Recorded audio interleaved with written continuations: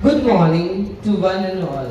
I, Mrs. Asmita Siddharth, welcome you in the beautiful session of storytelling. How are you feeling? I am Manish Kachava of class 5th B. We are entangled in the world of technology with gadgets like mobile, television, laptops, etc. So the best possible way of entertainment is our traditional. Good morning. I am Story. I have my own story. My birth took place on the walls of the caves. Then I traveled in form of paintings. As we human beings have evolved in the same manner, I have also evolved with the invention of paper. Then it was dressed in different form of books. Some were long and some were short. Some were fat and some were thin. Some were musical and some were pop-up books. So, the art of storytelling originated from visual stories and shifted to oral tradition, in which stories were passed by generation to generation from the words of mouth. There are different types of stories like fables, fictions, folk tales, legends, drama, etc. etc. Fables are the story in which animals speak like human beings. Fiction is a story in which the characters are not real, but the event could happen in reality. Folk tales, in this, a particular group of people encompass the culture and the tradition. Drama, a form of storytelling in which characters establish themselves with the audience. Legends, this is based on facts but often include exertion about heroes. Namaskaram. My name is Devan Soni of class 5th A. I am going to start a storytelling session. I selected the story from the classic book of Panchatantra. The name of my story is The Donkey Who Sang.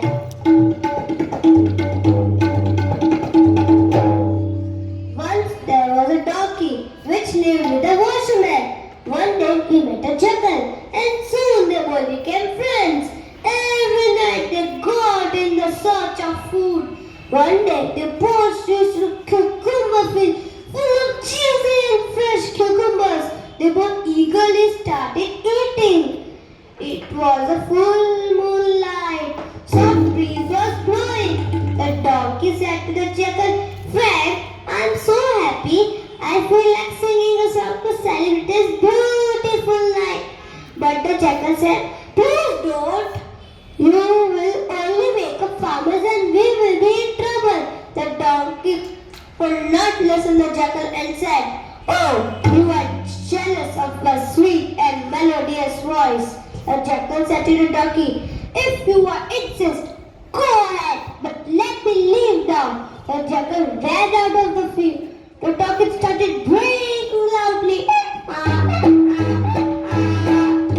All the farmers fatty came running in the field with sticks and beat the donkey badly. The donkey ran out of the field and it swollen and it pained. And when he saw the jackal, he said, "Sorry friend, I want to listen to you." The moral of this story is we should always listen to our friends and relatives. Thank you. Namaskaram. Lega of class 5th A. I am feeling so fortunate for the opportunity that I have been selected in storytelling session. So to continue, my story is also taken from book of Panchatantra. The title of my story is The Snake, His and the Foolish Frog.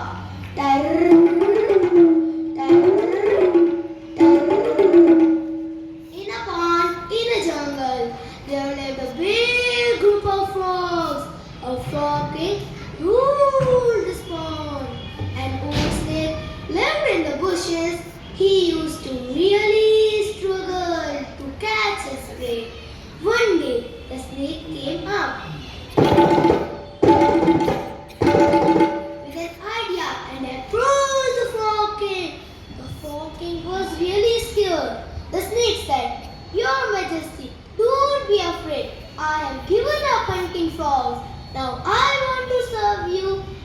family, the Frog King felt honored.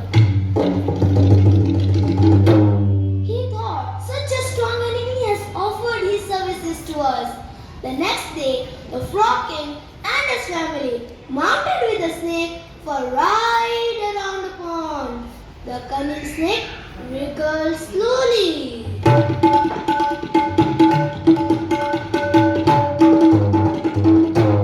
With the royal family on his back, the Frog King asked, "Why are you so slow?" The snake said, "I have not eaten anything. I have stopped hunting days ago." The Frog King said and ordered.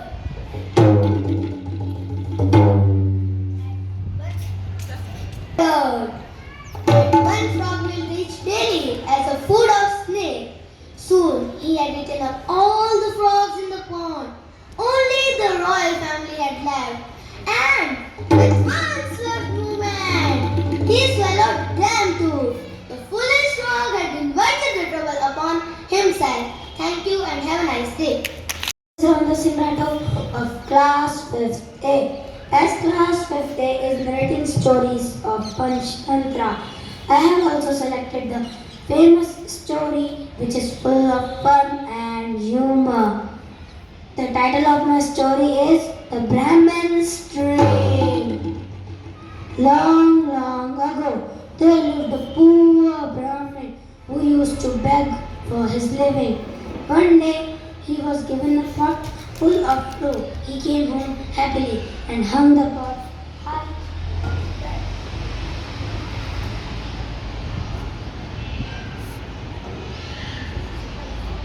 ऊपर ही रख देते हैं उसको।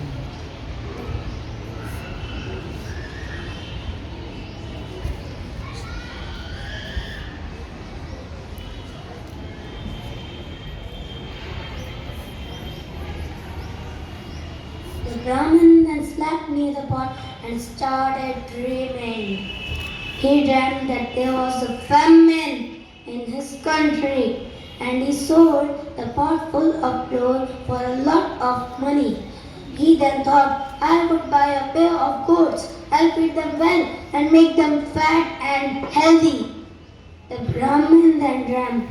He dreamt that he sold the fat goats for a few hundred rupees. I would then buy 2 cows, get a lot of milk.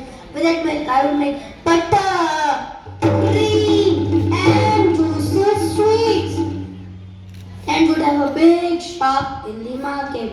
The Brahmin went on dreaming. He dreamt that he would become a rich merchant dealing in gems. He muttered that he muttered, I will build a huge mansion with rose gardens and lily ponds. The princess will marry me very happily, and we have 2 lovely children. But the children being naughty, surely would trouble me. I would get a stick and beat them too. Still sleepy, he got hold of a stick and started beating in the air. He hit the pot. And with a thud, the pot broke. He was covered with flour from head to toe. Thank you and have a nice day. Namaskar. Good morning. My name is Arshad Suthar of Class 5th B.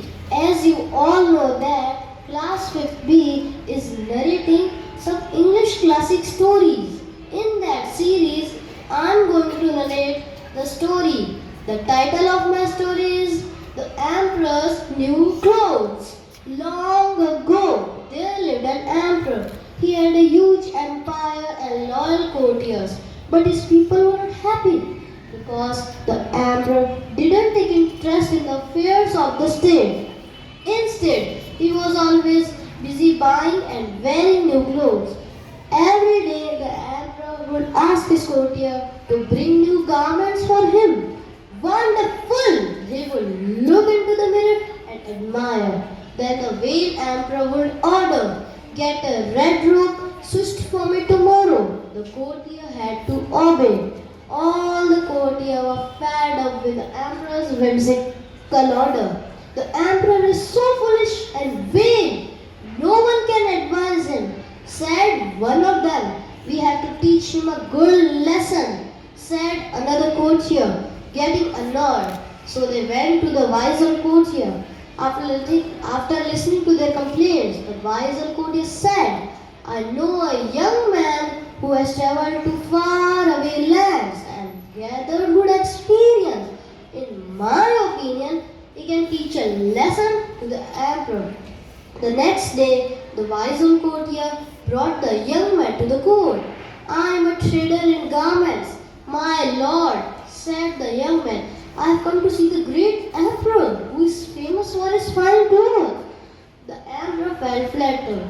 Then the young man said, so far I have met only one king who dresses up better than you. Watch, the emperor interrupted, getting angry. But don't worry, I have an amazing garment, never worn before and not to be worn evermore, said the man. The emperor was excited. Here it is, said the young man, opening a box, the finest garment in the world. He pretended as if he holding the garment carefully in his hands. But to the emperor's surprise, there was nothing in the box or in his hand. See its color and style, said the young man. Only truly refined and clever people can see this garment. Instantly, the emperor said, Ah, I can see it. Beautiful indeed. He then lifted his hands as if he holding the garment and showed it to others. The courtier wanted to teach the emperor a lesson, so they all nodded at him and praised the new garment. Let me wear it and see, thought the emperor as he went into the dressing room, and when he came out, there was a burst of laughter. Ha ha ha ha! The foolish emperor walked out of the palace wearing nothing. The people bit their fingers with shock and surprise. When the emperor heard peals of laughter all around him, he realized his foolishness. He then felt embarrassed. From that day, the emperor gave up his craze for new clothes. Instead, he started taking interest in the affairs of the state.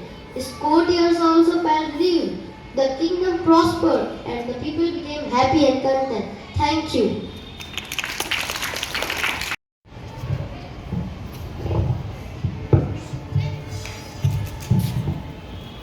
Good morning.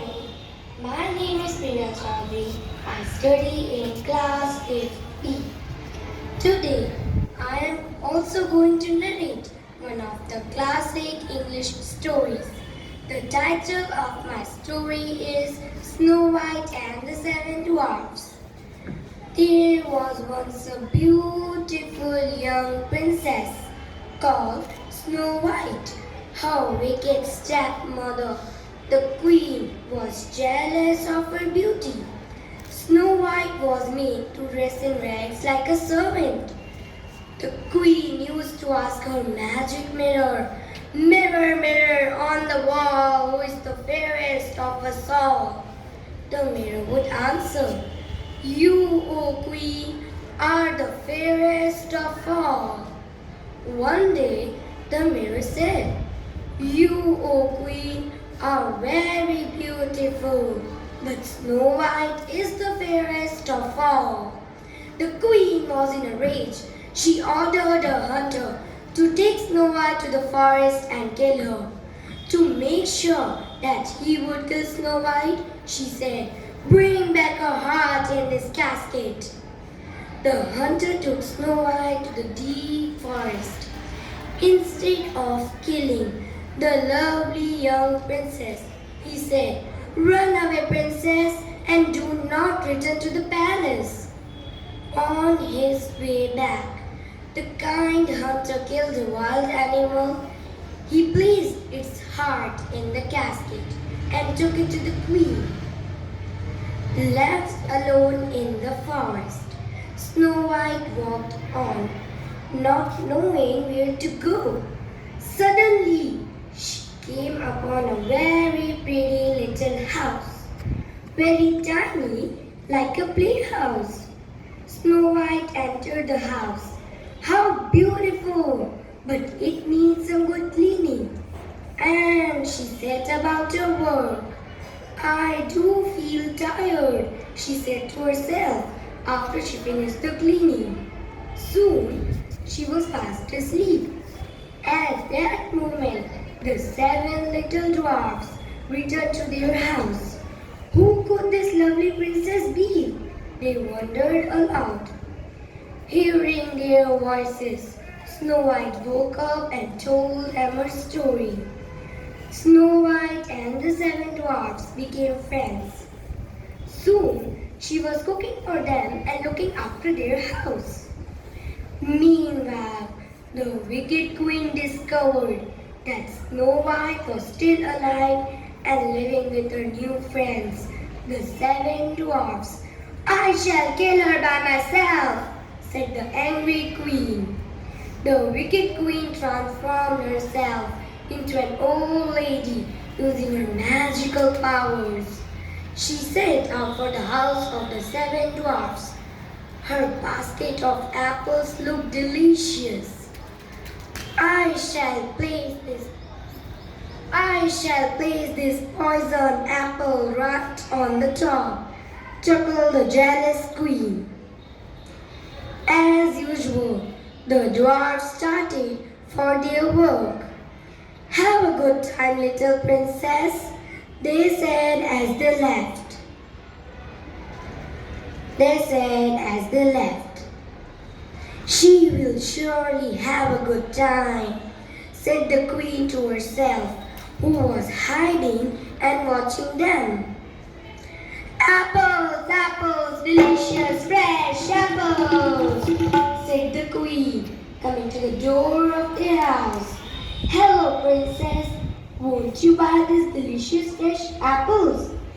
Said the queen, offering the poisoned apple to Snow White. Snow White took one bite of the poisoned apple and fell on the ground in a faint. The queen clapped her hands and laughed. Ha ha ha! You are dead and no one can save you. So saying, she hurried away. When the dwarfs returned to their house, they saw their little princess lying on the ground. This must be the work of the wicked queen, said the dwarf, noticing an old lady going away. They ran after the queen as she hurried along up the cliff. The wicked queen stumbled when she came to the edge of the cliff. Oh! She screamed. Look! Shouted one of the dwarfs. She has fallen into the ravine. When the dwarfs returned back, they could not revive their little princess. With tears in their eyes, they placed Snow White in a crystal coffin. One day, when the dwarfs were keeping watch, a young and handsome prince passed that way. What a beautiful girl! He exclaimed, looking at Snow White. A horrible witch has poisoned her, said the dwarfs. The prince bent down to kiss her. And what happened? The magic of love woke her up. Hooray! Ya! Yippee! Shouted the dwarfs, overjoyed to see their princess alive again. The prince took Snow White to the palace. Goodbye, dear friends. I shall come to visit you often, said Snow White. Thank you. My name is Akbar. I study in class 5B. Today, I am going to narrate a classic English story about a wooden puppet. The title of my story is Pinocchio. One day, Geppetto the woodcarver began making a puppet which he could run, leap, and dance like an acrobat. He named the puppet Pinocchio. Imagine Geppetto's surprise when the puppet began to move and talk. One day, a talking cricket appeared at Geppetto's. He warned the little puppet to be good and behave himself, or he could be in great trouble. But Pinocchio wanted to be naughty and enjoyed himself, so he chased the cricket with a wooden hammer. Pinocchio wanted to be like real boys and go to school. So Geppetto sold his coat to buy a spelling book for him. The next day, Pinocchio went out for school, and when he heard a lot of noise coming from a marionette show nearby. Do you know what is a marionette show? It's a puppet show. Pinocchio wanted to see the show, so he sent his book to a passing merchant to buy the tickets for the show. Then other marionettes realized Pinocchio was not a real boy but a wooden puppet, so they shouted for him to join on the stage. What a commotion they all made! The owner of the show was terribly angry.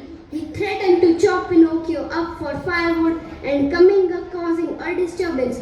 Pinocchio begged for mercy and promised to leave and not cause any more trouble. And soon Pinocchio told him how Geppetto sold his coat to buy a spelling book for him. The marionette master admitted Pinocchio to be very foolish to sell his book to buy the tickets for the show. He gave him 5 pieces of gold to buy back the book and the coat. And then Pinocchio met a lame fox and a blind cat. Knowing that Pinocchio had money, they pretended to be his friends and invited him on a dinner in a nearby inn. When the three had dinner, they went to bed. And when Pinocchio slept, they make a plan. The fox and the cat, who were not really lame and blind, worked out a plan to rob him of his money. And when Pinocchio gone for home, they trapped him. But Pinocchio held the coins in his mouth between tightly clenched teeth. Pinocchio's guardian, a good lady with blue hair, lived nearby. She sent his dog to chase away the cat and the fox and bring back to her castle. He asked him how he gets such into the muddle. Pinocchio was ashamed to tell the truth, and whenever he told a lie, his nose grew longer and longer. He was horrified. When he changed his mind to tell truth, his nose came back to its normal size.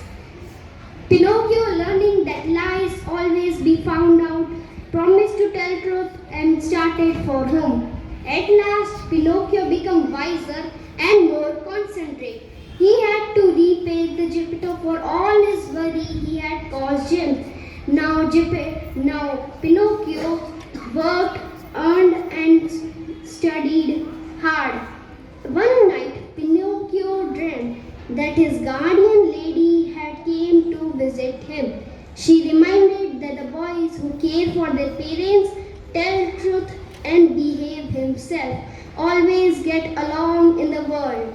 The dream ended. Pinocchio looked around. He was no longer a wooden puppet. His wooden puppet body was lying on the chair motionless. Now Pinocchio helped Geppetto in many ways, and they become happy and content with the rest of their lives. Thank you. Salam Walaikum. My name is Nipendra Singh Solanki of class 5th C. Today, class 5th C is going to narrate you stories of Akbar and Birbal. The fun-filled stories will make you laugh. The title of my story is A Strange Dream. One fine evening, Akbar and Birbal were taking a walk in the garden.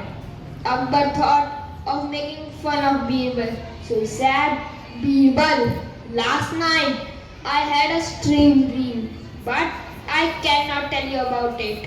Birbal realized that Akbar was trying to make fun of him, so he said, Oh, I see. But your majesty, after all, it was just a dream. Does a dream ever come true? Please do not hesitate to tell me about your dream. Akbar was in mood to argue with Birbal, so he said, No, never no, Birbal. I know you feel bad. The dream is so strange that you may not like to hear about it. Birbal said, Your Majesty, I assure you that your words will not hurt me. But if you do not wish to tell me about your dream, then I do not mind it at all. Birbal said, Akbar said, Akbar realized that Birbal would not insist any further. He did not want to lose the great opportunity to outwit Birbal. So he said, No, Birbal, I must tell you about it. Listen, he continued. Last evening, I dreamt that both of us had gone for a long walk. One side of the road, there were two big pools. One was full of honey and one was filled with mud. Suddenly, as we were walking, we slipped. I fell in the pool of honey and you fell in the pool of mud. Birbal said, What happened then? Akbar said, What could happen then? The dream was over and I woke up. Birbal said, Oh, wonderful! What a coincidence! I too had similar dream last night, but my dream lasted a little longer than yours. Akbar was now interested. What could Birbal say now? So he said, Oh, I see. In that case, you can certainly tell me what happened next in the dream. Birbal said, Oh, no, Your Majesty. Forget it. After all, it was just a dream. And dreams are dreams. They have no meaning at all. Akbar said. Hearing this, Akbar became all the more curious and eager to know about Birbal's dream. So he said, Oh, no, Birbal. You must tell me what happened then. That's my order. Birbal said, As you wish, Your Majesty. With a great effort, both of us came out of the pools. Honey was dripping here and there from whole your body and whole body smeared with mud. Akbar was happy to hear this and said, You are right. That was exactly what happened. Your dream must have ended there. Birbal said, Oh no, of course not. Your Majesty, the most important parts come now. You see, after coming out of the pools, you started licking me and I began licking you. But Your Majesty, you should not feel bad about it. After all, it was just a dream. And dreams are dreams, not reality. Once again, Birbal outsmarted Akbar. Shukriya.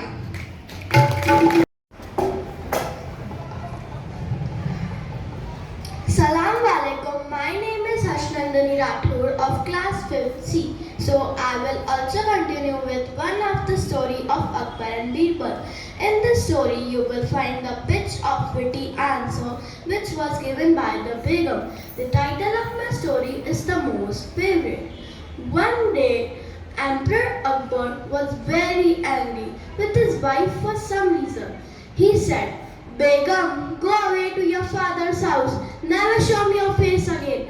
The Begum was worried and frightened. She went to Birbal to seek his help. She told Birbal about the emperor's wrath and his order. Birbal asked her to do as he advised. The Begum went back to the palace to meet the emperor. When Akbar saw her, he turned his back on her. The Begum said, Your Majesty, I would not like to leave you. I wish to spend the rest of my life serving Your Majesty, but I obey your order. Alas, I have no other choice now. Without looking at his Begum, Akbar said, Do not try to flatter me. Say whatever you want to say and leave quickly. The Begum said, Your Majesty, I am going to my father's house for the rest of my life. I wish to invite you to my palace for the dinner tonight, and then I request Your Majesty to allow me to take me my most favorite thing. I will keep it with me as a remembrance of you. That night, Akbar went to his Begum's palace. For dinner. The Begum served him his favorite dish at the end of the dinner. She also offered him a pan. She also offered him a pan.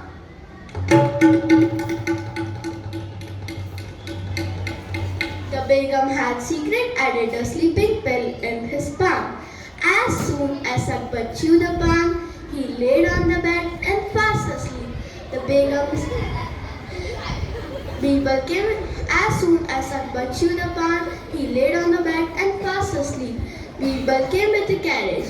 He carried Akbar, put him in the carriage and sent to the house of Begum's father. The Begum also went along with him. The following morning, when Akbar opened his eyes, he looked around. He found himself in an unfamiliar place. Suddenly, he saw his Begum sitting near his bed. Before Akbar could say a word, the Begum said, "Pardon, Your Majesty, do you remember? You granted me the permission to take me my most favorite thing. How could anything in this world be more precious than Your Majesty? You are indeed my most favorite thing, so I have brought you here along with me." That night, Akbar, glad to hear his Begum's word, he realized his mistake and returned to his palace along with his Begum. Shukriya. Salam alaikum. My name is Sanjay of class 5th C. As you are enjoying this session of comic stories, I will present one more story. The title of my story is Sighted Yet Blind. The characters are Akbar, Birbal and the courtiers. So I am going to start my story. One day, when the court of Emperor Akbar assembled, Birbal had not yet arrived. Akbar questioned his courtiers. "How many people in our kingdom have eyes and yet are blind?" The courtiers were puzzled. Birbal was the only person who could answer all the questions of the emperor. So none of the courtiers ever made any effort to think and reply. But now they began discussing among themselves. What does sighted yet blind mean?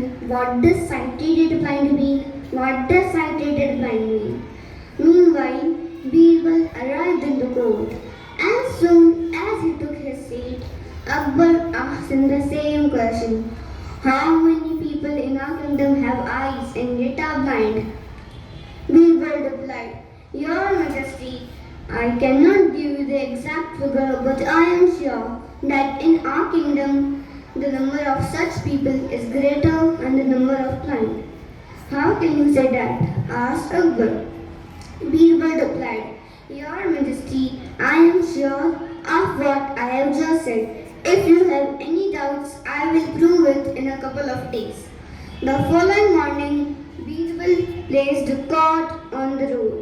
There was no ribbon woven on it, so Birbal sat there and started weaving a ribbon on the cart.